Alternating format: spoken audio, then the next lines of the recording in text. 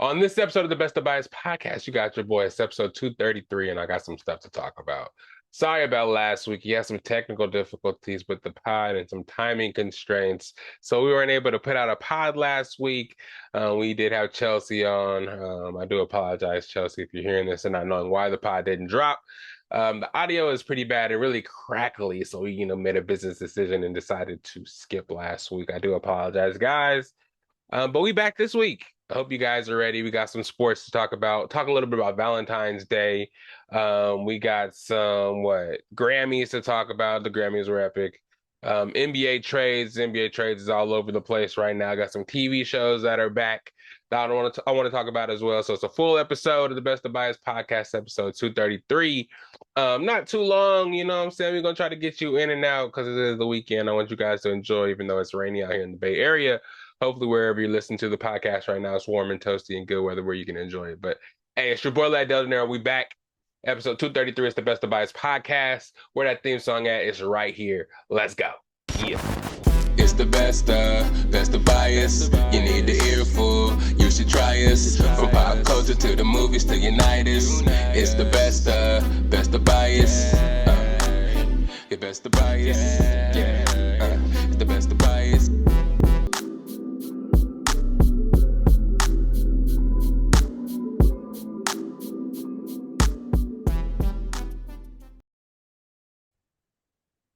What's up, everybody? What's up? It's yours truly, Lydell Dinero, your favorite podcast host, your favorite podcast. We back, episode 233 live in effect. I do apologize from last week. Man, as I said in the beginning, some unforeseen circumstances happened with the last podcast. Some shit went down that I didn't expect. That's what happens sometimes. You expect everybody else's equipment to be good as yours. And when they find time to, join this wonderful podcast, what I'm saying? I can't be mad at somebody for having the equipment they have. So it just didn't turn out the way it needed to be. And I didn't want to disservice you guys by giving you guys a podcast that wasn't top-notch and incredible quality. So we went ahead and passed on that episode. But we are back now. Don't fret. I will not leave you guys again without telling you guys what's going on. I know I say that a lot, but you know what I'm saying? You know where to find me. You know where to hit me up if you're really wondering about it. And ain't nothing wrong. We back. You know what I'm saying? A lot of stuff going on, a lot of stuff coming up, a lot of areas I wanted to touch on. It's kind of a bummer we didn't get that episode out with Chelsea because we did touch on a lot of Valentine's Day stuff with Valentine's Day coming up. You know what I'm saying? It's a kind of a cool subject for me because I like for her to come on kind of annually and kind of just give some tips on what the girl's perspective is on Valentine's Day, even though she kind of is a little different than the average girl, you know what I'm saying? She's kind of like one of the dudes in a way. So her thought process may not be the average, may not give you the average scope of what a woman's brain might be thinking. But you know what I'm saying? It's still good to get a different point of view. That's the thing about Best of Bias, so we want to get different ideals, different viewpoints out here to try to get everybody involved and kind of just be participating in what we got going on here. So, but Valentine's Day is coming up. I hope you guys are excited for that. I'm always excited for Valentine's Day, man, because I'm not really the most romantic person in the world, but I'm a holidays guy. And this coming and following the holidays is just another opportunity for me to be gracious and show my love for another person. I know that can sound a little corny, but I'm still, I still believe in romance. You know what I'm saying? I'm still believing in showing your significant other that you do care, though, you're supposed to show that every day. And Valentine's Day kind of did get blown up into this like this money making kind of ordeal. Everybody's just pushing these pushing jewelry or the most expensive stuff to try to get people to spend money and just, put money back into the market. But personally, that's why Chelsea was letting people know kind of what things people, the other sex would appreciate, for Valentine's Day if you didn't have a bunch of money. Just because me personally, if you were to get my perspective, ladies out there, guys out there, it's a guy like me with my personality, you're looking for somebody that may be like me, what to get them for Valentine's Day, even if it's not a gift, just something to do for them. You know what I'm saying? It's just show appreciation. Something that Chelsea was saying is just kind of pay close attention to what your significant other likes. You know what I'm saying? It doesn't have to be the most expensive thing in the world, but just a lot of the time showing you care and you pay attention to the things that he or she likes and he or she enjoys. I think the appreciation will go a long way. You know what I'm saying? Of course, if you don't have the most money in the world, you're not gonna be able to afford to take people out to the most expensive dinners or buy the most lavish gifts. Can't put the bow on the car or whatever. If the people doing movies that you see on Instagram, Instagram can be a really big misnomer too because people don't really be living that way all the time. They kind of just post their best moments on Instagram to kind of make people jealous in a way and show off. And I mean, kudos to everybody doing so, but I'm just saying, don't get hung up on that when it comes to trying to find something to give for your significant other, or mentally feeling worthy or mentally feeling guilty that you can't be giving gifts to the extent of people on Instagram, people on TV that you see. You know what I'm saying? Be cool about it. You know what I'm saying? Your significant other, if you guys are really in love, she loves you, he loves you, you guys love each other, they'll understand no matter what it is. I think trying is half the battle. You know what I'm saying? They just want to show that they want to see that appreciation because relationships are tough. You know what I'm saying? I've been in a relationship with Verons. You guys seen her on the pod a lot for about 7 years, or six, or going on 7 years now.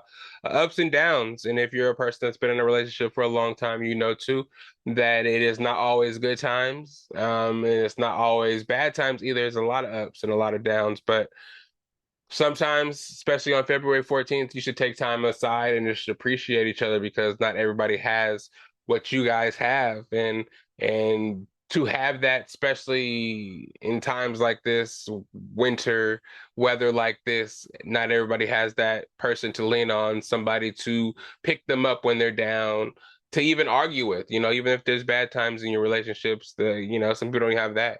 You know what I mean? So I just feel like this Valentine's Day, get some candy, you know what I'm saying? Spread that love, even if it's with family members. Sometimes you never know, family members might be going through it too, and not always have somebody to speak with, to love on them, you know what I'm saying, to show their appreciation too, or get appreciated. So, just reach out to other people. Just, I'm all about spreading the love here on the Best of Bias podcast, you know what I'm saying? Reach out, just call somebody, call your homeboy, call your homegirl, tell her, I appreciate you. You know what I'm saying? I love you on Valentine's Day. It's not always about boyfriend, girlfriend, significant others. You know what I'm saying? It's all about spreading love. That's the thing, man. Sometimes the message get lost in these commercials and these ploys to just gain a whole bunch of money. You know what I'm saying? You get the thoughts, Christmas, Easter, Valentine's Day. The meaning behind the holidays themselves really get lost. So me personally, you know what I'm pushing? I'm pushing love. You know what I'm saying? Find that person, lean on them, tell them to appreciate them because again, everybody needs that in this time. Everybody needs that all the time, but especially this time of year, especially if people have been feeling down, check on your people, man. I always say that, man, but it's never a bad time to check on your people because you never know when you'll not be able to do it again. You know what I'm saying? So not to be morbid or anything like that, but I do want to talk about a little. Actually, should I talk about that right now? Oh, also, me personally, I want to tell you a little bit of something about my Valentine's Day. I ain't gonna give away the sauce right now because I know Verons might be listening, and I am gonna be out there in San Diego for Valentine's Day, so we're gonna be doing a little something, getting down. Hopefully we can find something romantic to do. I do want to see a movie, but here's my thing, bro. You know what I do here with the podcast? You know, Captain America, what is it, Brave New World? Brave New World is coming out on Valentine's Day. Do I go to the movies and see something else that Verons might want to see because she's not really into the MCU? Or should I do my due diligence and go see Captain America, Brave New World for the people, for the podcast, and kind of, that could be my Valentine's Day gift because I feel like the Valentine's Day is not always just for her. You know what I'm saying? I'm gonna get her something. We're gonna go out and probably buy some matching shoes or something cute like that. But then let's go to the movies and see Brave New World. We can hold hands and be real close to you. I say really, really close to you if you'd like. Let's just see that. I do want to see the SZA and Kiki Palmer movie. One of them days, I think it's called. If I'm not mistaken, sorry if I don't got the title 100% right because I heard that shit was hilarious and I do want to see it. I promise you I will see it eventually. We might see it. It might be out on streaming by now, by the time I actually get out there for Valentine's Day next week. So I don't know, man. I just feel like I have to see Captain America chat. Not chat. My bad. You guys aren't chat. Family members, best of bias members. Do I go see Captain America or do I go see This Is a Movie with my girl, man? I feel like the whole day, she gonna get the whole day. Actually, she works on the day of, so the next day. So she's gonna pretty much get the whole day to herself. Restaurant, she gonna pick it. You know what I'm saying? Everything else we do is gonna be up to her. I just want to see Captain America. I've been waiting for the next MCU drop for a while. What was the last one we saw in theaters? Best of Bias fam. What did we see last time in theaters? I don't know. I don't know. But we'll get into a lot of stuff that we saw that's coming out. We'll talk about that Fantastic Four trailer and stuff in Cinema Corner and stuff like that. But yeah, Valentine's Day again. If you don't have nothing to do, hey, holla at me. I ain't gonna, do nothing romantic for you, but I might send you some candy, bro. Those new Post Malone Oreos come out. I might buy a whole bunch of boxes of those and just pass them out to people because those motherfuckers, I haven't tried them yet, so I'm not gonna just automatically blatantly say I'm gonna back them. But from what I'm seeing and what I'm hearing, I don't think they can miss. I think this is a all-time deal here. I don't know if I explained them on here. They got the vanilla Oreo cookie, regular Oreo cookie in the middle. They got like I think it's a salted caramel and a graham cracker swirl for the cream filling. And then, bro, that might be a game changer. Me and V-Rons might be going on a mission too on Valentine's Day while we watch our movies at home. We might get a whole bunch of Valentine's Day snacks and fuck with the Post Malone Oreos. So holla at me if you guys try them. If you try them before me, let me know because I do want to try those bitches out. But yeah, Valentine's Day. I'm done with that. Hope you guys are doing good, mental health wise, otherwise, and then we're gonna get into the content now. My bad. I just wanted to start with that. Just some of the missing content from what we talked about on the last pod. I'm just hella mad. It was like an hour and a half, but we just scrapped the whole thing. But anyways, but I did want to send prayers out to the families of these current plane crashes that have been going on.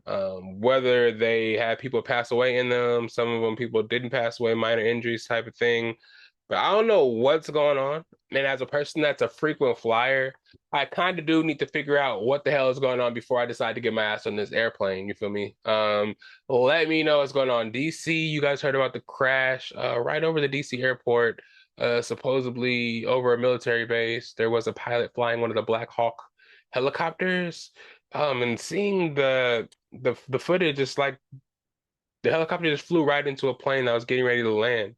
The airplane flew or crash landed into a lake nearby where the passengers, all 64, weren't able to escape, and they took a week to find the bodies. It was really sad. It's really scary, man. And again, best of Bias Lydell Dinero. I don't really get on here and get real political, but of course, during the reaction of this plane crash, our president Donald Trump goes and races to the podium. I don't really know if he says this off the bat again. I didn't really watch the interview, and social media can mix things up. But the gist of what I saw is he's basically blaming DEI and saying that the most capable people weren't in the aviation office, in the what is it called? The air traffic control room during the time of the crash. They're understaffed supposedly. And he's blaming DEI for the best people not being there. And if the most qualified people were in the building and hired, and not the DEI hires, he's saying that it would never happen. Crazy shit like that. And supposedly he fired the head of the, air traffic control, TSA, and all kind of shit like that, in kind of like a blatant reaction to what happened, rather than kind of just sending prayers out to the family and doing what he can to give kind words to the family and keep the country kind of positive in the times of tragic and just kind of like, there's people that are scared to get on planes in general. Seeing this shit is probably their worst fear. So for it just to firstly just go to blame, and even I heard a report said there was no VIPs on the flights. For like the first sentence they said there was no VIPs on the flight. So some like the type of shit. There's no rich people there, so don't really worry about it. It was just regular people that were involved. It was disgusting. And I don't know. I don't know. We're back to the thing I talk about whenever I talk about politics on this pod. Whether you're on the right or on the left, come on now. You see shit like a plane crash and 64 people dying, no survivors. You have to put common like bickering aside. You see the fires happening in LA. It's not time to blame somebody or try to find somebody who started the fires. We need to start finding ways to prevent these things and find direct course of action to let people know that everything's going to be okay. I know all the loss of life is not everything's going to be okay, but we want to ensure we know what's going on, how this happened, and not go directly towards it wasn't us, it was them. It wasn't us, it was them. But still, there's 64 lives lost. You have families that I don't know how you'll ever cope with losing loved ones. But you have to have some explanations to why this shit happened, why this Black Hawk was flying up, knowing that there's an airport nearby. Why is it that the TSA is taking all the blame and no blame is coming to the pilot? I know the pilot passed away at the Black Hawk, but why was he up there? And there's no way he was just flying up there without consent from the government down there. Black Hawks, I feel like, are super expensive. So somebody's just willy-nilly flying a Black Hawk in the air and nobody knows about it. That's kind of fishy. So I don't know, but there's more. I think there was a plane that fell out of the sky in Philadelphia, if I'm not mistaken. There was just one that collided with a Japan airline, a Delta flight that collided with the Japanese airline in Seattle. Nobody died in that one, but there was minor injuries, and the plane did, the planes did, I think, emergency land. But it's just crazy shit going on, and it's just like it seems like once social media or any outlet on the internet gets wind of it, it just pops up more and more. It gets in the algorithm more and more. And though maybe these things have happened before, at a more frequent rate than we really know about, seeing it get pushed to us more and more, and then the shit getting super politicized is just scaring the shit out of people. It's making people not want to fly. Me personally, seeing 3, 4 incidents like this in the last couple of weeks just pushing me, though they may have been years and years ago. Who knows? I mean, months and months ago. I wouldn't say years, and they just putting the shit on the internet now. I wouldn't believe that. But for it to be maybe weeks and weeks or months and months ago, and them all being presented to us all together like they're happening back to back to back, it would scare somebody out of flying. And it almost is scaring me out of it. I'm just going to let Jesus take the wheel and let Jesus, you know what I'm saying, do his thing. If it's time for me to go, I know it's a little morbid to say it's going to be time because I need to get where I need to go. And flying is the most, efficient way of doing so. I'm just going to chalk it up to maybe these are just random acts of fate. You know what I mean? And I'm hoping that this all of a sudden that we have a whole bunch of kind of like unqualified people just being in our air traffic control and just been running shit this whole time. There's no way that's been happening. You know what I'm saying? So there's something fishy going on, and I'm really hoping that it's fixed and everything is good. You know what I'm saying? Let me get off this topic. You know what I'm saying? Check in with y'all after I get back off the planes and stuff like that. But prayers out to all the families. I couldn't even imagine going through any of that or any of that shit happening to me, being on one of these planes, man. I am watching Lost, which I'll get into later, a little bit later. But man, it's trippy. It is really, really trippy. Again, prayers out to the families. But sports wise, we all know what's going on this weekend. The NFL Super Bowl is happening out there in New Orleans. Everybody's there now. All the sports analysts, all the morning shows live on the set. People getting ready for the big game. Everybody's ready for halftime. I'm excited. You know what I'm saying? Last week we had some divisional games. And we saw what happened. I won't get into all that. I think I was going to talk about it in the last episode. Maybe I did, or I don't know. Maybe I did talk about the divisionals in the podcast I had before last. But you already know what happened. The Chiefs beat the Bills controversially, and the Eagles beat the shit out of the Washington Commanders. So you already know what happened with that. But now you got the Eagles and the Chiefs playing in the Super Bowl. Chiefs, of course, are favored. I think they're favored by 1.5, if I'm not mistaken. Let me just check that out for y'all real quick. Yes, the Chiefs are favored by 1.5 out there in New Orleans. Me personally, I already know I want the Eagles to win this game. I don't know, man. I know the Chiefs are taking this underdog stance right now, trying to feel like they're the team that everybody hates and everybody wants to lose. They're the villains now, blah blah blah blah. But it's not, bro. I was happy for Patrick Mahomes' first year, second year. I'm like, oh my God, yeah, that's dope. But this year, bro, I know the Eagles is mad because they lost them in the Super Bowl. 49ers are mad because they lost the Chiefs twice in the Super Bowl. But everybody's mad now because this whole season, if you watch the NFL, it seemed like the Chiefs should have lost almost every game they played.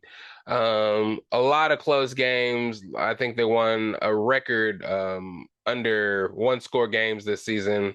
There was always a bunch of penalties that skewed the game in a certain way. Apparently, everybody's like, no, the Chiefs are just so good that they find a way to make it happen every time, blah, blah, blah. Nah, I don't know, man. It happened to us. I watched it personally happen against the Buccaneers. I mean, you guys will say, "Oh, it's the Buccaneers," but whatever. I've seen it happen against the Bills. I've seen it happen against the Texans. You know what I'm saying? I've seen it happen against a bunch of teams. I've seen personally agony against who they play, the Texans, when it seemed like they're shaving points. It's just a lot of things that point to the Chiefs that I'm gonna just be like, people just don't want them to win. You know what I mean? I just don't understand how year after year it just turns out to go their way. Every team in the NFL, wants to be the Patriots. Every team in the NFL for years and years of wanted a Patrick Mahomes type of player, but didn't think it was possible after Brady. You know what I mean? But Patrick Mahomes steps right in and just takes over where Tom Brady left off while he retires. It doesn't make any sense. It doesn't make any sense. And for them to just keep adding to a team that's win so many games and just they lose Tyreek Hill, that you think they would fall off some way. No, they just go and replenish with a bunch of other pieces that are just falling off from other teams. DeAndre Hopkins, Juju Smith-Schuster, speed gadget players, McCole Hardman, Valdez Scantling, like little guys like that just get open in space and make plays happen. Having Travis Kelce, having the rules as they are now, where Patrick Mahomes can't be tackled without flags being thrown. Personally, I call it the weirdest shit in the world that I've ever seen. Patrick Mahomes and Travis Kelce, they're super good at football. Do not get me wrong. And there's different types of athleticism, arm strength, IQ, all these other intangibles that it takes to be a great quarterback like Patrick Mahomes is. I get all that. But the fact that he can just go out there, waggle around in the pocket, just wait for everything to develop. When he gets out of the pocket, he can run half speed to the sidelines, do half spins, just never be touched and get into the end zone so easily, man. It's so discouraging. You have people with these super rosters like the Ravens. You have super rosters like the Bills, the Buccaneers back when we had great rosters. Even our offense, we have a great offense that try to emulate this shit year after year, game after game, but nobody can do it. But Patrick Mahomes, Patrick Mahomes, again, I get it. Patrick Mahomes is raw. He's great, but he's not the most athletic quarterback that I've ever seen in the NFL. He's not the most dynamic quarterback that I've ever seen in the NFL. He isn't the best IQ quarterback that I've ever seen in the NFL. But the mixture of all his intangibles and what he's able to do, it kind of like, how can you doubt that he is one of the best ever? But it's like, I don't know, maybe me not being able to believe it, even though I'm seeing it, is just even more of a case for his brilliantness, because there's no way he's just out there doing what he's doing and nobody blasts him. You know what I mean? Like I keep saying athletic, and I think athletic is not the most important thing when it comes to being a quarterback, but you know what the fuck I mean. You see what he does out there. I get it. He's great. He can throw the ball falling to the ground sideways, left-handed. Nobody can tackle him in open space. He gets the flags thrown when anybody touches him at the sideline. I think he just perfected the game. I think he's just super smart to the fact where he can just pinpoint what he needs to do to get it done every time, and he can just tackle those points, and he has it down pat. No pun intended. It's crazy. But me personally, I think the Eagles have what it takes to stop them. He has the best combination of stuff. The first time they played, I think they had their number, the Chiefs' number. I think Jalen Hurts just had that bad fumble, and they took it back for a touchdown and kind of flipped the script in the game. The Eagles adding Saquon this year. I think AJ Brown and Devonta Smith with Dallas Goedert just being a couple of more years, two more years seasoned with Jalen Hurts, experiencing that loss, going through the growing pains of the last 2 years, growing that defense, taking it from a defense that was super susceptible to the pass. You had a bunch of D linemen, had a bunch of front seven was incredible. You stacking up on those D linemen, but the secondary was, it left more to be desired. You know what I'm saying? But over the course of the season, they did get better, and they have gotten better. So we're going to see what they're going to have to put up against Patrick Mahomes, see if they can slow down their run. Kareem Hunt has had a resurgence in his year, or his career, excuse me. Pacheco coming back from that fractured leg. And Pirine, man, on third downs, he's been making big plays too. So that's stable of running backs. And that again, those receivers, Hollywood Brown, DeAndre Hopkins. When they get Rashee Rice back, he's not going to be in the Super Bowl, but it's just all the pieces they have around. Did I say Juju Smith-Schuster again? They have Watson, a stable of tight ends. It's just kind of crazy. He just makes all the pieces around him work on offense. And then again, when they get Rashee Rice back, and they're probably going to add more pieces as they let pieces walk at the end of this year, it's just kind of crazy. So hopefully the Eagles defense can stop that. The safety, I don't know if he's playing safety. Yeah, he's playing safety. Cooper DeJean and Adonai Mitchell, along with, I don't know if Bradbury's still in the Eagles, but I know Slay is still in the Eagles. So, with the combination of them back there on the back end with that front seven still there, we'll see if they can stop the run and keep Patrick Mahomes and them in third and longs, not get penalties. Hopefully Saquon can run the ball. Jalen Hurts can get the tush push going, get first downs, be able to move the pocket, get the ball to AJ Brown when he needs to, get Devontae Smith in space, and hopefully they can get some shit going and win the game. Halftime, I'm gonna be really excited to see that Kendrick Lamar and SZA. When I talk about the Grammys here in a little bit, I am really excited to see what's going to happen. At first, I was kind of curious to see if he was going to be able to do his Not Like Us stuff due to the suits that's going on with Drake suing UMG and him suing everybody in regards to this song and just claiming defamation. But he says they are going to play it during the halftime.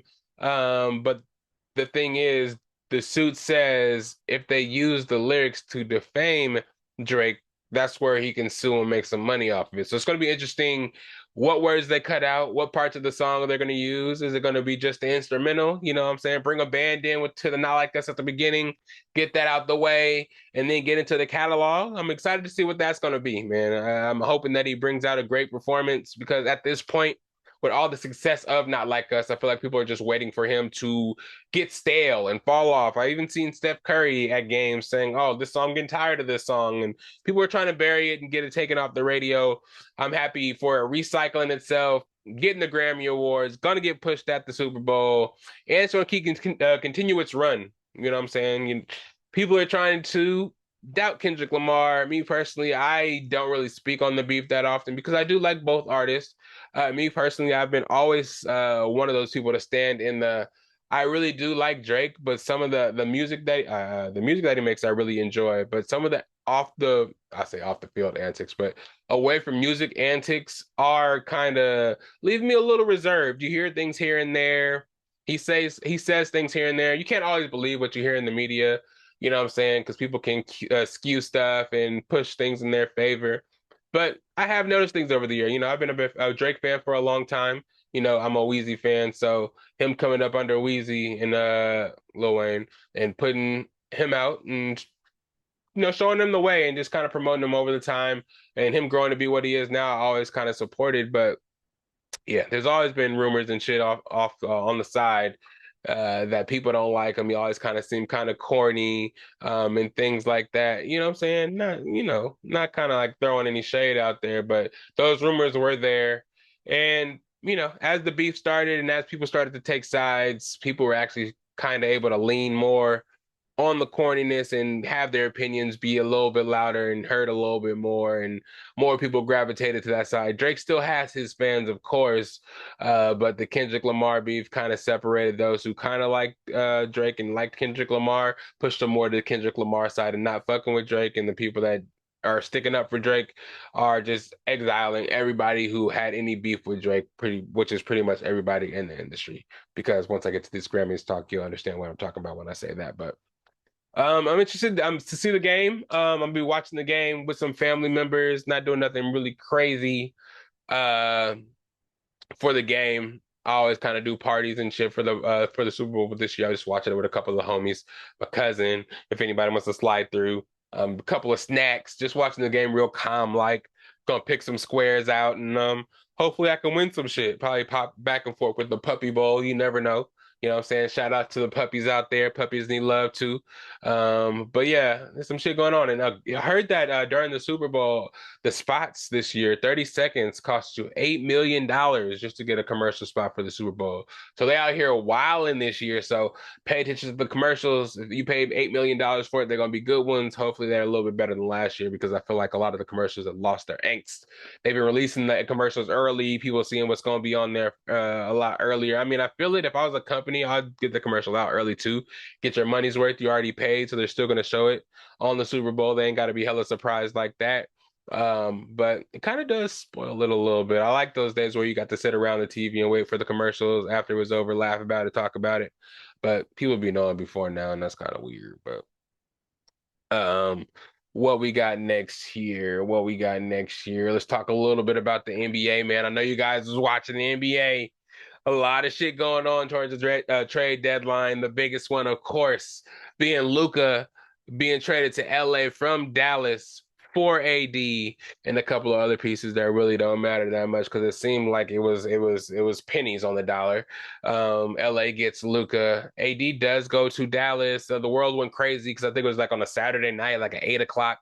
Shams dropped it. Everybody thought it was a hack. He thought Shams got hacked and he was out here lying and people was lying on his name, but it was real. I don't know. I thought it was fucking fake because who in the world would think that and Luka get traded one and AD would get traded as well? It's like what? The Lakers traded away a fortune to get AD. I mean, I know you're getting a great player back in Luka, a 25-year-old phenom, but at the same time, it's like what?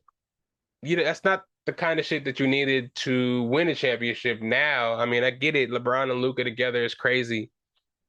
But AD going with Kyrie, Clay, and those bigs, PJ Washington, Lively, and Gafford. I think that might work a little bit. He didn't want to play five, he can play four. You know what I mean? You got Clay for shooting, Kyrie to be a pure point guard. You got some bench pieces over there still. You got Max Christie going over there from the Lakers. So it could work for them. Lakers, otherwise, I don't know. I mean, AD was a defender for him. He's a scorer. He's one of their best scorers. I get it. You'll get that scoring replaced with Luka. But that defense, you're not. I don't know if you're going to get that 20 rebounds a game. I don't know if you're going to get those blocks. I mean, you might supplant some of those rebounds for some assists from Luka, but I don't know. They got Mark Williams too late from the Hornets. They traded Dalton Connect, which I thought was a mistake too. It's interesting to see what the Lakers are trying to do. I don't know if they're win now or just playing for the future, setting up Bronny and Luka for the future. But we're gonna see, man. With AD out, the Lakers have been winning a lot. Putting up or shutting up. The Nuggets are winning by 30 right now, which is kind of crazy. Let me see. Let me see if I want some money. Hold on. Paolo Bocare. Oh, I need 22 out of Paolo. And he sold me. He sold me. Hopefully Paolo's still playing, bro. But otherwise, yeah. It's gonna be interesting to see what's gonna happen with the Lakers, man. Luka's still injured with a calf injury right now, but he should be coming back soon. And then you do have what else we have? I mean, they still got pieces. They kept Rui, they kept Austin Reeves. It's gonna be interesting to see what they do. I just think they lost a lot on the defensive end. They needed a big just so AD didn't have to play so much at the five, as well as having a five to come in when AD was out that could actually play and score some points and shit like that. Jackson Hayes is cool as a placeholder, gets limited minutes behind AD. But once you get rid of AD and you pull in Mark Williams, I don't know how much better Mark Williams is than Jackson Hayes. Personally, he does good. I think he did good over there. In Houston, or excuse me, in Charlotte because he was next to another. I think he was with Nick Richards too over there. So them two playing together, he got to, get a whole bunch of sloppy seconds off of rebounds, off of bro being there, two bigs. But we'll see. He is bouncy, he is injured a lot. We'll see what goes on with the Lakers and Houston too. Making that trade is kind of epic. We did see De'Aaron Fox get traded over there to San Antonio, pairing Wemby and De'Aaron Fox. I think in that trade it was a three-team trade. Zach LaVine went to the Kings from the Bulls, and I forgot who else who was the third player in that trade. But yeah, Zach LaVine goes to the Kings. Um, De'Aaron Fox goes to the San Antonio Spurs with Wemby. This is cool, man. It helps for when Chris Paul transitions out. You have De'Aaron Fox still to get those points and facilitate and help the growth of Wemby. They're kind of still on the same kind of timetable. Wemby's like 19. I don't think De'Aaron Fox, he can't be over 26, right? You know what I'm saying? He's still relatively young, 26, 27, I would think. So having him, still having Sabonis, oh well, not Sabonis, there I'm tripping. Sabonis on the Kings, having Zach LaVine, DeRozan on that side, still having they don't have Harrison Barnes. They have Harrison Barnes on San Antonio. So yes, keeping Castle, Devin Vessel, Sochan, everybody over there on San Antonio, and being able to add Aaron Fox. Teams is getting better, man. So the trade deadline has been going crazy. What else happened? Jimmy Butler to the Warriors. Andrew Wiggins got traded to Miami. Jimmy Butler to the Warriors. I think Chris Middleton went to the Bucks. Chris Middleton, he went to the Wizards for Kyle Kuzma. So Kyle Kuzma is on the Bucks now. I have a list of all the trades. Let me just go over those real quick instead of trying to memorize them. Let's see here. Let me see. Here we go, right here. Luka Doncic to the Lakers, Anthony Davis to the Mavs, Jimmy Butler to the Warriors, De'Aaron Fox to the Spurs, Zach LaVine to the Kings, Brandon Ingram to the Raptors, Kyle Kuzma to the Bucks, Andrew Wiggins to the Heat, Mark Williams to the Lakers, Chris Middleton to the Wizards, DeAndre Hunter to the Cavs, Jonas Valanciunas to the Kings, Bogdan Bogdanovic to the Clippers, Dalton Connect to the Hornets, Marcus Smart to the Wizards, Kevin Porter Jr. to the Bucks, and Jericho Sims to the Bucks. So there's been a lot of movement going on, man. Whew, after the trade deadline, teams are going to look really different. A lot of teams are making that push, making changes for the future if they know they're not going to really make that push for the playoffs. And teams are solidifying for that playoff push to solidify themselves and get that roster ready to make that playoff push. I don't know about the Jimmy Butler to the Warriors move personally, if they're going to be able to make the playoffs. I'm sure they can make the play in and make some noise once they get all solidified with Jimmy Butler, Draymond, uh, Steph, Buddy Hield, however their starting lineup goes. Once they get together, I think they can make a little run and make some noise. I think the play-in is crazy right now, to be honest. The play-in the West right now would be, well, looks like the Warriors fell out after losing yesterday, but it looks like it's the Kings, Suns, Mavericks, and the Timberwolves right now. So if the Warriors were able to make it into that, the play-in tournament would be Warriors and whoever they replace, Kings, Suns, Mavericks, or Timberwolves, and that would be crazy. So the play-in is not where you want to be right now.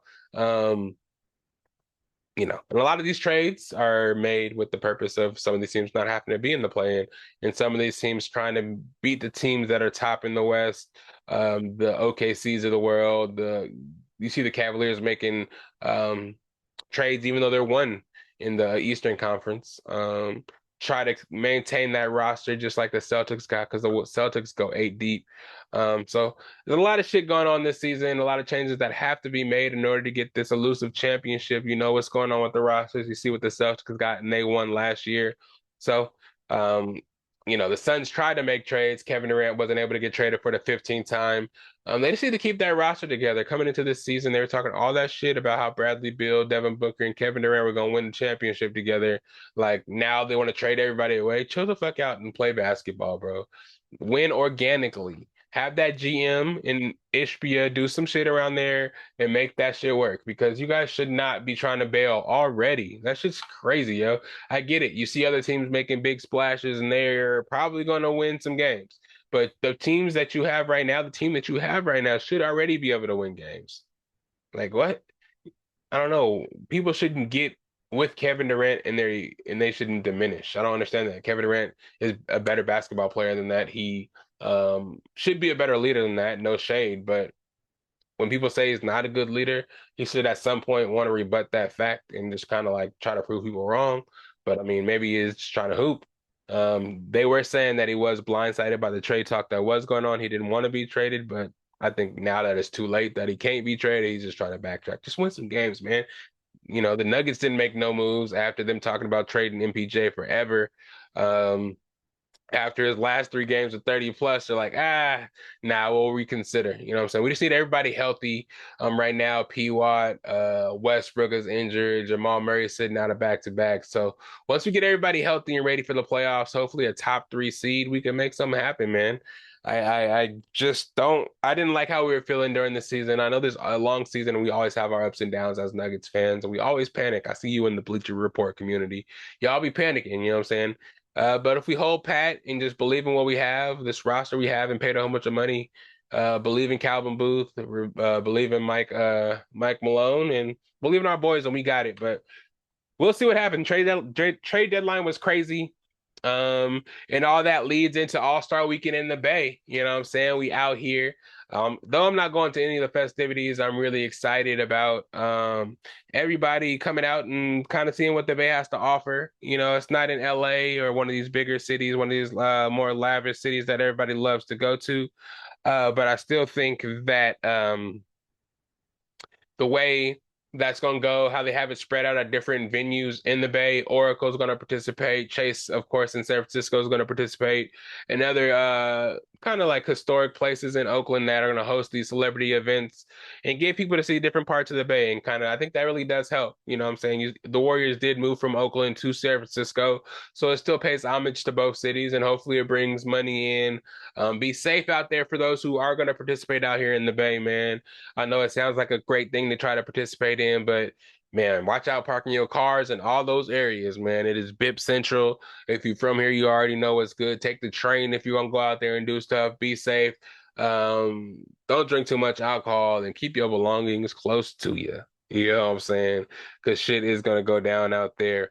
This year's format, though, for the All-Star game, I think was really cool. They had the pool of players that everybody got selected from both sides. If you were following me on Instagram, I posted all the rosters on my Best of Bias Instagram page. But this year, Kenny, Shaq, and Charles Barkley all picked their rosters from the pool of players. Shaq got the pick first. I did get the teams down that were selected. What they're doing is they're having 3 teams of NBA All-Stars, teams of 8. The 4th team will include the Rising Star champion, and that'll be coached by Candace Parker. Each game is played to 40. And I think it's like I don't know if it's round robin or not. I'll get more into the format a little later. But this is the team that Shaq put together. The starters are going to be LeBron, Steph Curry, Anthony Davis, Jason Tatum. This is just his top 8. LeBron James, Steph Curry, Anthony Davis, Jason Tatum, Kevin Durant, Damian Lillard, James Harden, and Jaylen Brown. Team Shaq is pretty raw, man. He was smart. He put the team together like a 2K team. You feel me? It's just a whole bunch of players that are either old superstars or current superstars, champions, MVPs. A lot of good people on that team. And then you got Team Chuck, which was Jokic, Giannis Antetokounmpo, Shai Gilgeous-Alexander, Victor Wembanyama, Pascal Siakam, Alperen Sengun, Karl-Anthony Towns, and Donovan Mitchell. Interesting, a lot of size, a lot of European talent, overseas talent, you know what I'm saying? And you have Team Kenny. Anthony Edwards, Jalen Brunson, Jaren Jackson Jr., Jalen Williams, Darius Garland, Evan Mobley, Cade Cunningham, and Tyler Herro. Those are the young guns, the team that's probably going to play the hardest, try to win that money. You know what I'm saying? Because, the young guys are always the tryhards. The older team, the older players, are probably going to, I don't want to say that because I know Jokic and them are probably going to, who knows? I know Wemby is probably going to try. I know Shai Gilgeous is probably going to try. Let me just see here. What else do I need to know about the format? I wanted to pull up something here. Let's see. Oh, yeah. All-Star prize winners. There's a 1.8 million prize pool. Championship team wins $125,000 per player. Second place team, $50K per player.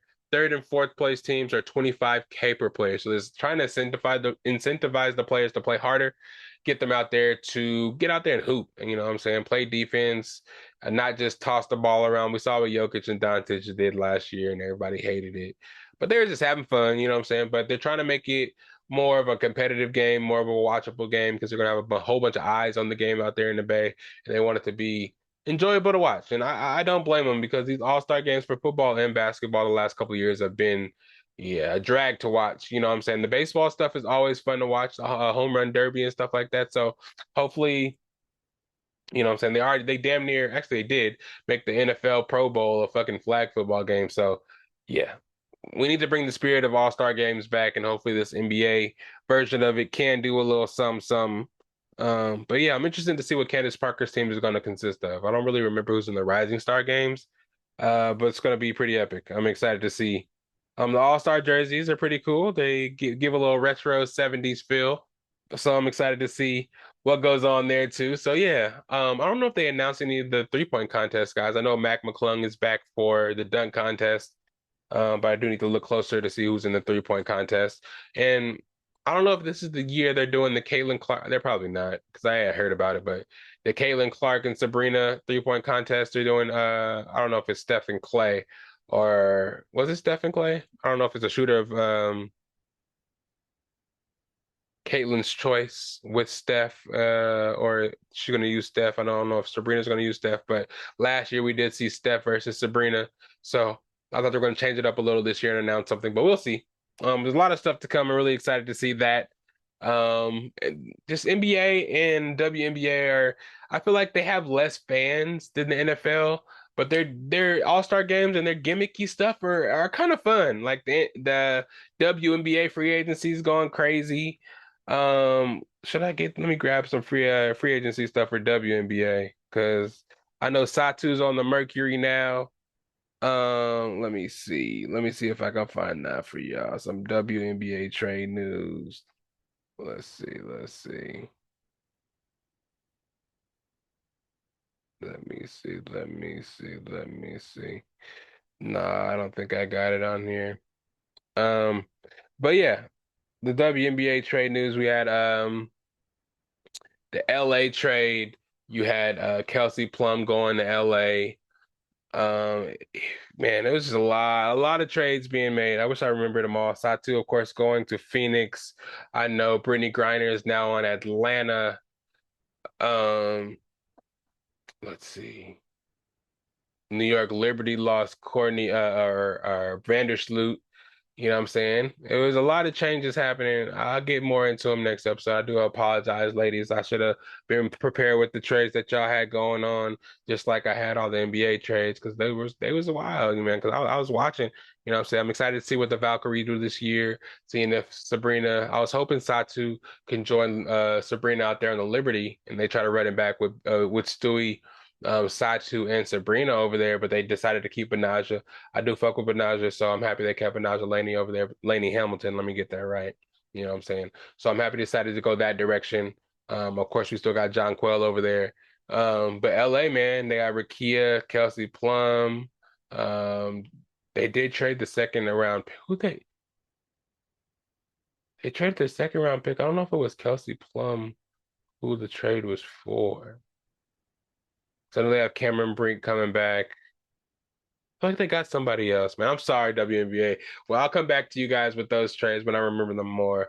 Probably do a little separate little segment. Hopefully, get Paul on here because me and Paul, you know what I'm saying? Paul has been supposed to be on here a couple of times. We had him on here to talk with the homies one time impromptu, but he's big on the prize picks and sports betting. And we did get into the WNBA last couple of years with sports betting. So I want to get him on here to talk about it a lot more too, because he's really into it, but we have to try to encourage him to do it. Hit him up in his DMs. It's Paul Amick. Hit him up in there and tell him to get on the Best of Bias podcast to talk some WNBA and sports picks and get us some money. You feel me? Get it that way. Also, man, this one just in Canelo versus Jake Paul. Are you guys interested in that, man? If Jake Paul wins, it's like, why would we even watch that? So this one is tricky. This is tricky. because we all want to watch the fight to see Jake Paul lose a fight and get his ass whooped for once. You know, a lot of these fighters that he is fighting usually look like they're taking falls, they're taking payoffs, and just fighting their worst, not even trading, just going in there getting knocked out by Jake Paul for a big payday. But Canelo Alvarez, I don't know if he would take that payday or take that, you know, take that fall for anything in the world. He's too prideful. His record is worth too much. You already saw that he backed out of the Bud Crawford fight. It's crazy to see that he backed out of that fight to fight Jake Paul. I'm sure he'll make a lot more money. And I'm sure they'll figure out a way to make the fight a draw and then both be able to make a whole bunch of money and try to see what the reaction is. And if the reaction is good, they'll rematch it. But if not, man, I don't know, man. I'd rather see him fight Bud Crawford, but you know, people on Canelo's side will say that Bud backed out, but then people on Bud's side will say Canelo backed out, and Canelo's always scared to fight real fighters and will fight somebody that nobody knows and make money off of it. And maybe that's what he's doing with Jake Paul. Maybe this is a better way of making the money. Maybe the production will be the biggest production he's ever fought under, and the purse is probably the biggest purse that he's ever seen. I know Canelo's made a lot of money, so if Jake Paul can entice him to sign on a fight that's not serious, that a whole bunch of people look down upon, you know what I'm saying? I don't know. I don't know what you to even think about it. Should we even talk about it, man? Is this the biggest money grab that I've ever seen? Do you even think it's going to be a real fight? I don't even think they'll actually fall through. They said it's supposed to be May 3rd, like right before Cinco de Mayo, too. You already know what's going to happen. Bro, never mind. I don't even know why I brought that up. It's going to make me mad. Moving out of sports, let's get into what everybody wants to talk about, man.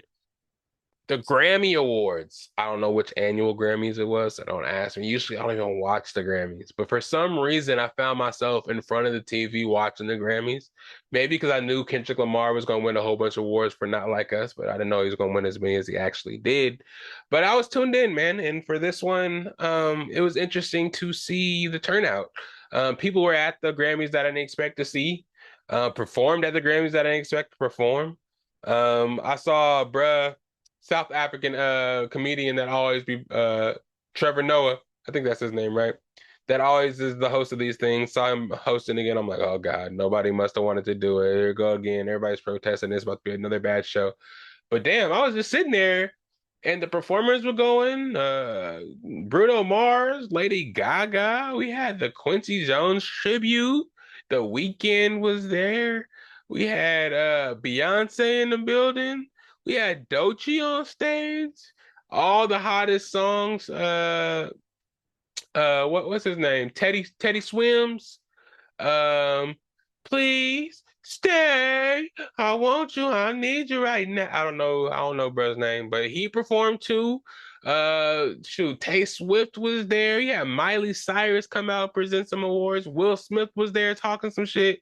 It was a crazy award show. Good turnout, for one. Just to see that many people there again, because a lot of people are in a protest mode for Grammys. People are not getting awards. I need to get awards, and that surprised me this year. Starting with Chris Brown winning R&B Album of the Year. This is the first one I believe that he won for Album of the Year for R&B. I think he's won a lot of awards for like songs and features and stuff like that. But Album of the Year, I think this is his first time, if I'm not mistaken. Well deserved. He should have been out there doing that Michael Jackson tribute because Janelle Monáe looked crazy as hell doing whatever she was doing. But it was cool, man. Beyonce winning Album of the Year and Country Album of the Year for Cowboy Carter. I haven't listened to it, but I know there was a big stink put up about it at the Country Music Awards for it not winning awards, or and Shabuzi getting bashed there, and it's Black History Month, so I kind of saw, it kind of happening. And people say it was good. She performed a lot of the songs on the Christmas Game on Netflix, so people got to see a side of the album they may not have paid attention to before. So maybe people are going to go back and listen to it now to see if it really deserved Country Album of the Year. It was followed by controversy, of course. People were making fun of Beyonce, how she fake looked surprised when she won Album of the Year. Everybody knew she was going to win because, firstly, she was there. Again, it was surprising to see her there sitting front and center, her and Jay-Z. Usually they're never in those kind of things, but them being there kind of gave suspicion that they were going to win some awards. Also, a lot of the performers did win awards. Bruno Mars and Lady Gaga performed a great song, and they won an award. Uh, it was cool, man. I really did like it. Not like us winning 5 awards. What is it? Rap performance, rap video, uh, best rap singles, song of the year, you know, all that shit, all that shit. It kind of cleaned up. It was just kind of crazy to see, seeing Kendrick Lamar go up to the stage, everybody dancing to Not Like Us. He was actually walking up to get his award, and everybody in the crowd was holding A minor for the fucking whole thing. It was crazy, man. It was definitely a slap in the face. It was definitely a sign that the Super Bowl is gonna have everybody singing that song again, from children to old people. Everybody knows that song at this point. This has to be the first time that a diss record has won 5 Grammy Awards. It also goes to show that, I mean, if anything, it goes to embolden Drake's point that the whole industry is against him. Not only was everybody singing the songs, not only was Taylor Swift doing the noodle leg wobble dance to the song, they the voters in the organization, the Grammy organization, Songwriters Academy, gave that a Grammy 5 times. So this is some unprecedented shit. I'm sure if Kendrick Lamar is the artist I think he is, I think he drops another album after the Super Bowl without Not Like Us on it. He dropped GNX without Not Like Us on it. He wanted Not Like Us to be a little playful diss track, but it turned into something bigger. He wanted GNX to be something that was a public display of LA culture, and some shit that he wanted to do separate from Not Like Us. And that was a hit too. But for the fact that Not Like Us can go out there and do what it's doing, still have its global impact, global too, man.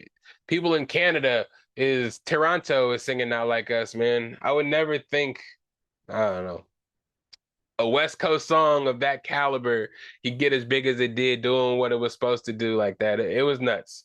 And he looked good out there, man. Pause. He was out there and he was blinging out, with his hats that never moved that just sit on the back of his head. People were saying he was wearing all jean on purpose, wearing because it was a Canadian tuxedo.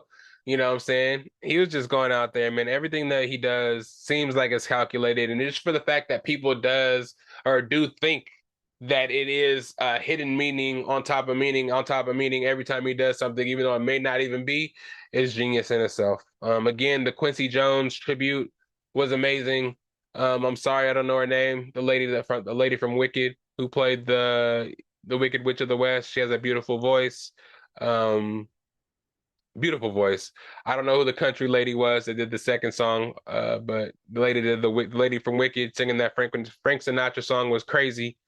Janelle Monáe, I'm really sorry, but that Michael Jackson tribute song, it wasn't good. She sounded like she was drunk. Again, me personally, I thought Will Smith came out for a second speech impromptu to buy time for something that was going on behind stage, because that cannot be what they plan to go out there and do. First of all, she went and did the shortest rendition of the song. You know what I'm saying? The girl from Wicked did the fucking whole 2 verses from her song. She did a whole little 1-2, 1-2 step on stage, jumped on the table, jumped on somebody's back, sang the song horribly, and just walked off without the attitude. She just walked off. You feel me? It was bad. It was bad. I don't know. But I did sit down there and watch the whole shit, man. The Weekend come out there performing. Playboy Cardi, not even singing any words to his song. He just going out there jumping around, look hella funny. Um, I think the Weekend had a beef with the Grammys for a while too, and seeing him perform was kind of cool as well. It was a cool event, man. I just wanted to talk about it, just big up Kendrick Lamar, man. Nobody thought that anybody could ever stand up to Drake and live to see the day, and he's done that and more. Again, Drake stands don't come for me. Again, I'm a fan of both artists, but I don't know, man. And I'm just growing to be a bigger fan of Kendrick Lamar's artistry than I am of Drake's music. I am a really big fan of Drake's music, but the artistry gets kind of shaky sometimes. You know what I'm saying? He kind of derives a lot of his music from other artists, and I don't know, it's just kind of flip-floppy, and it just seems like a lot of people that he seems to have gotten a lot of his flavor and culture from, he's not friends with anymore. So I don't know. No hate again.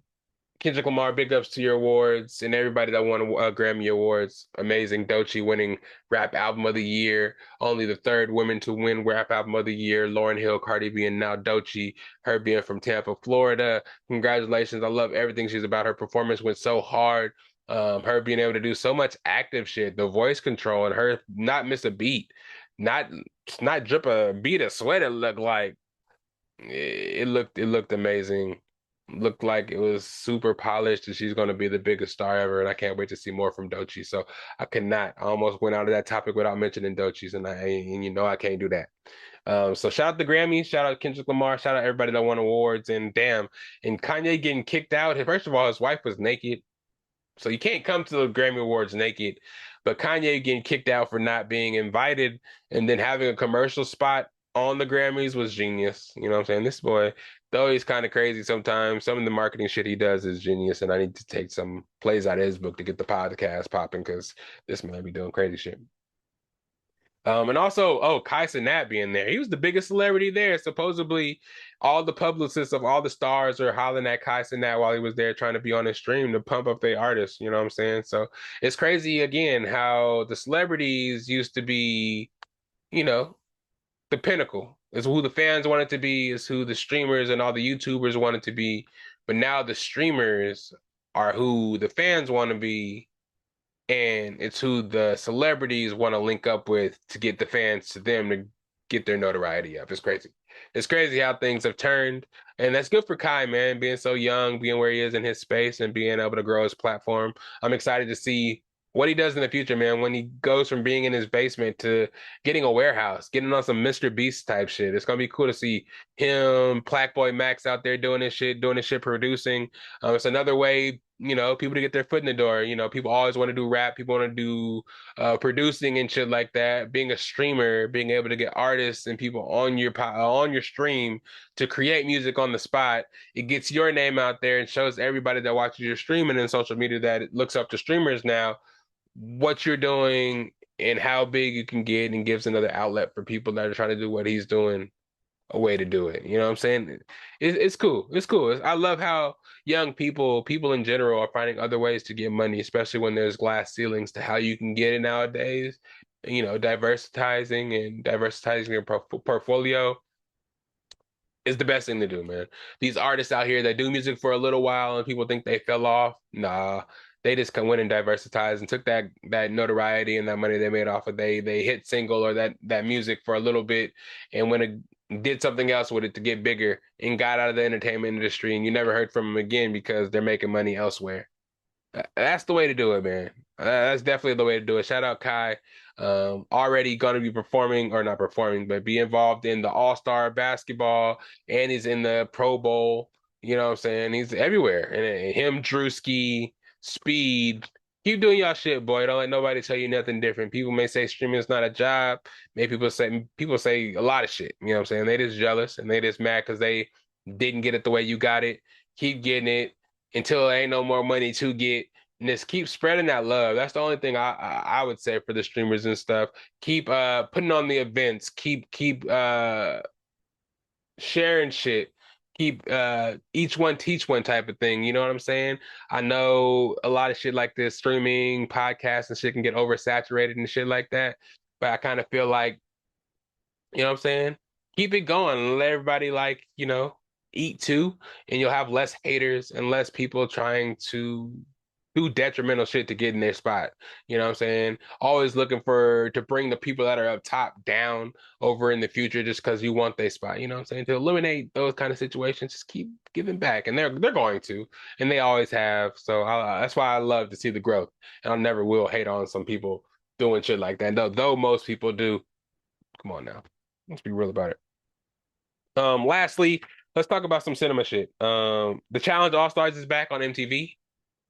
This one's a little different. Challenge Rivals is All Stars, so you know how the All Stars rock. It's a lot of it's drama based, really. Older people coming back, they're getting paired with people that they didn't like or had drama with in All Stars in the past. Me personally, I kind of like the regular challenge a little bit more that they do with CBS and shit like that. Again, it's less drama.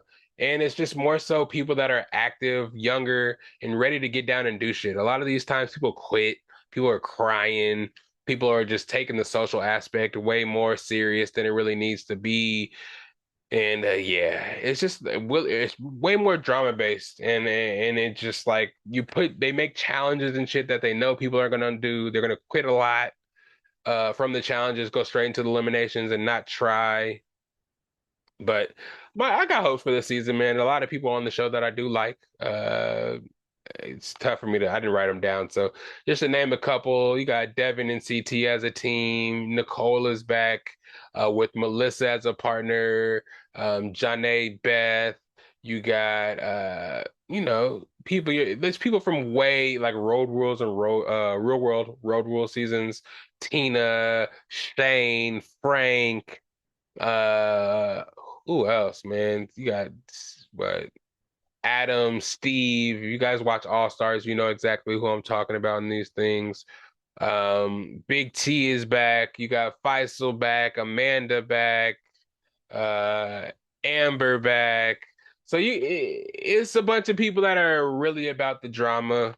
You don't have people like Jordan, Johnny Bananas, Cara Maria. A lot of people that are just on the last challenge seasons. They don't really come into All Stars. Um, I don't know. It just started. There's 2 episodes out right now. And they already started off with the challenge, and then we're gonna cut that episode off and do elimination type of thing. So it's kind of tricky. You know, I'm a challenge guy and I'm gonna always watch, but you know what I'm saying? I can call a spade a spade. This season may not be the best, but we're gonna see what it's about. It seems like a bunch of drama, less about the challenges. It gives me less of that Survivor feel like the challenge does when it's on CBS and shit like that. But it is what it is. They film these seasons back to back so they can give us seasons in both quarters, and the seasons be like fucking 10 to 12 weeks. So it gives us a lot of content and a lot of stuff to, consume.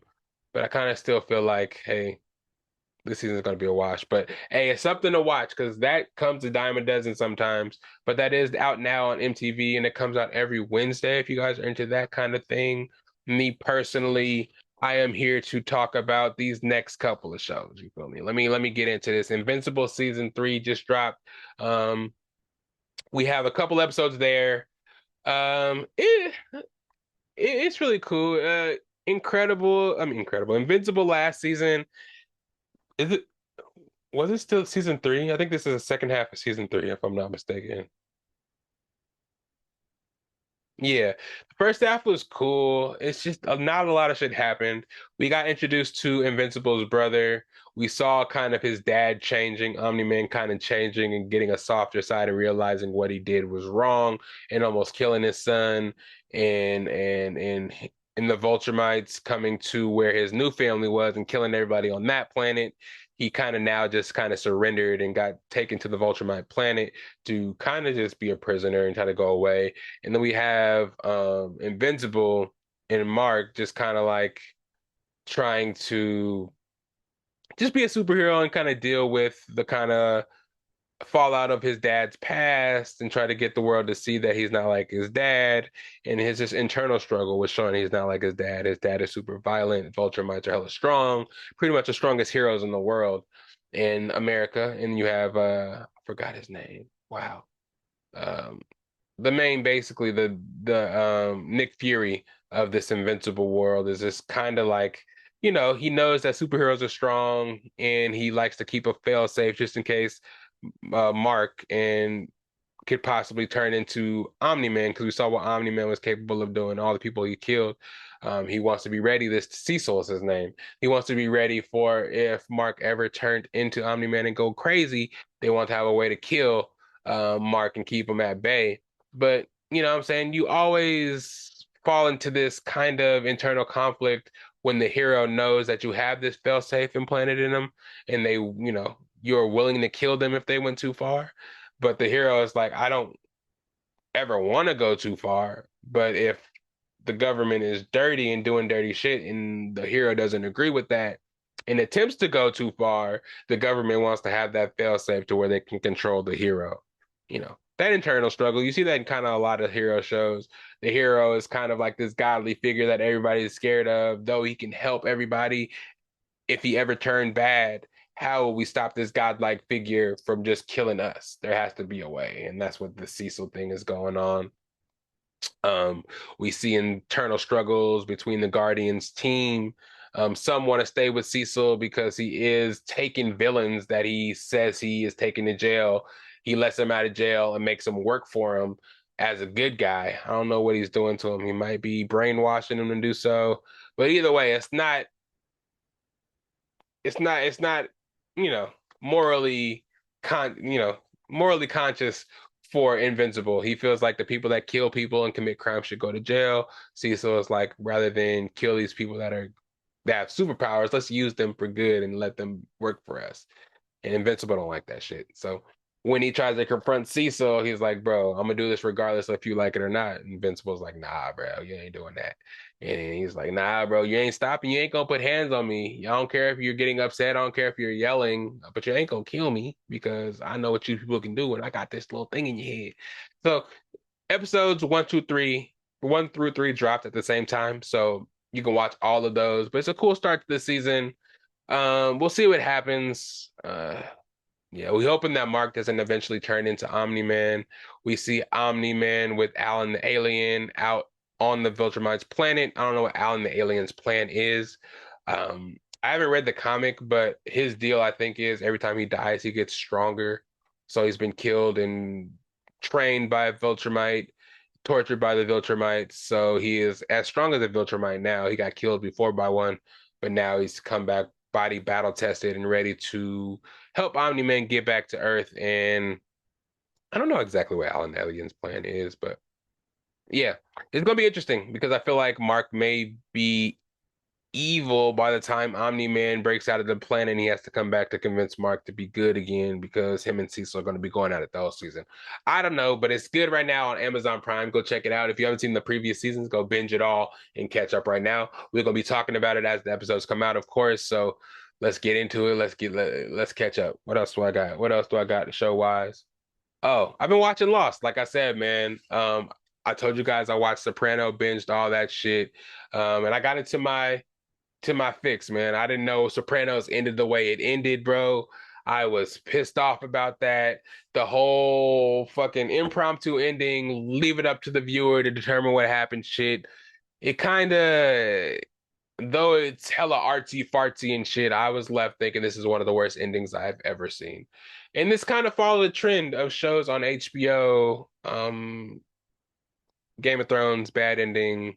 I heard that I didn't hear Sopranos was a bad ending. I didn't even hear nothing about this ending. I didn't really pay attention. This is one of the best pop culture shows ever talked about, and I didn't hear that this was the way it ended. But anyways, that just kind of led me to go down a rabbit hole of shows that had bad endings or were known to have bad endings in the lexicon of pop culture. So I stumbled upon Lost. I saw that it got put on Netflix, and I decided to just go and watch it all. So I've been watching it now. I heard it had a bad ending. I don't know how it ends. I think it has like 6 seasons. I'm on season 2, almost to the end. But the season has like 20 fucking episodes. It's crazy. But once I get to the end of that, I'll let you guys know what's going on. But I like it, man. A lot of characters, a lot of shit going on, twists after twist after twist. I don't know what island they're on now. I don't know how all these people coincidentally know each other. Maybe they'll let us know towards the end. I am enjoying how they're moving the story along and then jumping back in the flashbacks to let you know what happened, where these people came from. I like that a lot. I like that a lot. So keep giving me that. Lost is pretty good, but again, I'm just working my way up to a possibly let down at the ending. But I'm praying for the best and hoping Lost is good there. Hey, you guys seen Lost? Let me know. Let me know what your favorite part is. Let me know who your favorite character is. It's crazy to see, man, after watching this, watching The Wire, watching a lot of these older shows, The Sopranos, seeing where a lot of these prominent actors are coming from, where they got their start is pretty crazy. Seeing Michelle Rodriguez, seeing a whole bunch of people in Lost that I didn't know was in there. It's crazy. Um, Little actors from little roles in the future.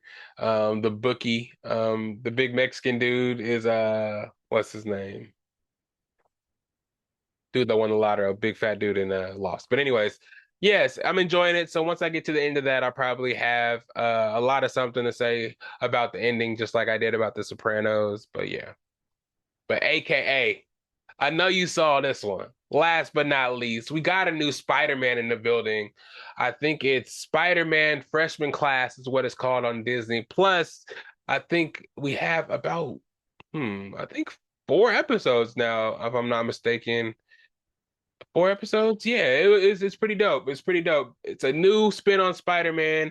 I know there's been some mixed reactions about it, but I think I like it, man. People are always mad when you swap races of characters that are really prominent in popular shows.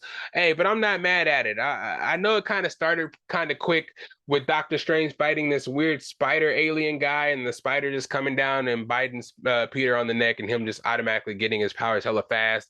And I know in the show, Harry Osborn and Green Goblin, Harry Osborn. What's the dad's name? God damn it. The Osborns, anyways.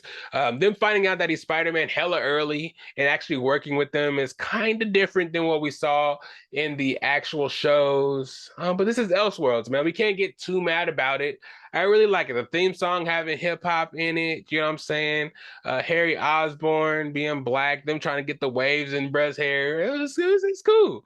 I like how they're incorporating um the football player in his little world too, and how they're introducing the actual villains. Scorpion, Dr. Octavius is a woman, black woman. Really cool, man. I like the art. The art is a little different in this. It's a little different than before, something we haven't really seen before.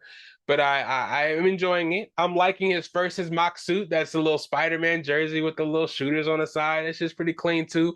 Hopefully, AKA we can get some pictures on the side right here. We're using this for the clip. You know what I'm saying? Dual cameras. You feel me? But yeah, it's really cool. It's really cool. People are hating on it. You know what I'm saying? Calling it the woke Spider-Man bullshit like that. Come on, bro. Like everybody is allowed to have Elseworlds. If you guys watched the episodes recently, they're putting in a lot of the battle in New York, a lot of the Avenger stuff, a lot of the Civil War MCU kind of Easter egg stuff. It's really cool, and I think it's gonna go to really cool places. If you did notice, after the spider bit Miles Morales, I mean, excuse me, it's bit Peter Parker on the neck, it went onto a backpack and went into the school. So that could be teasing either Spider Gwen or Miles Morales actually going to be in the same world here. Um, Interesting seeing that Uncle Ben was already dead and Aunt May was living by herself. They brought the young Aunt May back, the hot Aunt May, you know what I'm saying? Made her a little sexy, you know what I'm saying? So I don't know if they're gonna bring in Iron Man again. But it's very interesting to see, man. It is on the eve, not on the eve, but getting close to where we're gonna get that Daredevil. So we're gonna kind of see, I don't know. This was kind of TV 14. I don't really think it's gonna get really risque. I think we're seeing the kind of the apex of what we're gonna see. Let me see. We haven't had Mary Jane show up yet. That's gonna be interesting to see. But them just mentioning the Avengers at all just opens up the door to a whole bunch of Easter eggs. But it's interesting to see how they're gonna go because they mentioned Civil War, and we all know that Spider-Man was in the Civil War movie fighting on Captain America's side, or excuse me, on Iron Man's side. Remember when Iron Man came to Peter Parker's house and was talking to Aunt May and was trying to get him to fight on the side of Iron Man and shit like that. So it's gonna be interesting to see, man. I thought it was gonna be completely separate and not have any ties to the MCU, and I thought it was gonna be completely disappointed and not be interested at all. But this can be really interesting, man. It could be really, really, really interesting. I don't know how I feel about him eventually becoming a streamer. That may be too meta for me. But we'll see. We'll see. Again, and I don't know how I feel about Harry Osborn and the Osborns kind of knowing who he is already and being able to figure out that he was Spider-Man by the second episode. That is kind of crazy. Maybe something will happen with Doctor Strange to make them forget again, because I want to know how we're going to get the Green Goblin if he never becomes a bad guy. So that's going to be kind of weird. But personally, I think it's dope. So you should think it's dope too. I would never steer you wrong. I be watching everything, you know what I'm saying? So I'm a good judge of shit that's good or bad. I wouldn't just juice it to juice it just because it's Spider-Man and I'm trying to get on MCU payroll and nothing like that. But hey, Check that shit out. Episodes 1 through 4 might be out right now. I'm pretty confident there's 4 episodes that you can go and check out right now. Not too long of watches. I think they're all like 22 minutes. So they're quick watches and pretty good stuff. I know there's a million to trillion Spider-Man properties out right now, and you can probably get tired of Spider-Man at this point. But it's a good watch. Check it out. Your boy says so. It's Lydell Dinero, and I think that's all I have for you guys today. But yeah, Spider-Man freshman year. Check it out. Disney Plus now. But yeah, it's the end of the podcast. AKA chop that out for me. You feel me? Yeah, I don't know.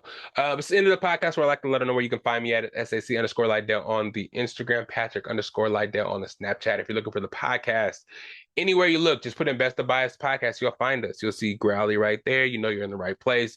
Best of Bias on Instagram, Best of Bias on TikTok if you still have the app. And of course on YouTube, Best of Bias is where you find your boy, aka puts together these videos brilliantly. All kinds of B-roll. We used to have B-roll, but all kinds of effects and all kinds of shit. There wouldn't be nothing on these videos. It'd be plain ass bland videos with just me. So AKA, thank you for always putting these videos together. Thank you, everybody, for always listening. Get you some merch. You know what I'm saying? Again, Valentine's Day is coming. I got hats, dad hats, bucket hats, trucker hats, everything available for your significant other. If you want it, come get it. Hit me up in the DMs. Hit me up on Instagram, wherever you find me. I can get you some merch. Don't even worry about that. Have a great Valentine's Day. Enjoy the Super Bowl. You know what I'm saying? Get you a 7-layer dip and dip that chip. You feel me? Go Eagles. Even though I really don't want the Eagles to win, I wish they can kind of like tie. But you already know, it's the Best of Bias podcast, episode 233. Again, sorry about last episode. Sorry about the staticiness, Chelsea. Again, fix your shit and you can be on again. But I had to scrap that episode. But yeah, it's the Best of Bias podcast, episode 233, Lydell Dinero, all that shit. Where that theme song at? Excuse me. It's right here. It's the best of bias. You need the earful, you should try us. From pop culture to the movies to unite us. It's the best of bias. The best of bias. Yeah, it's the best of bias.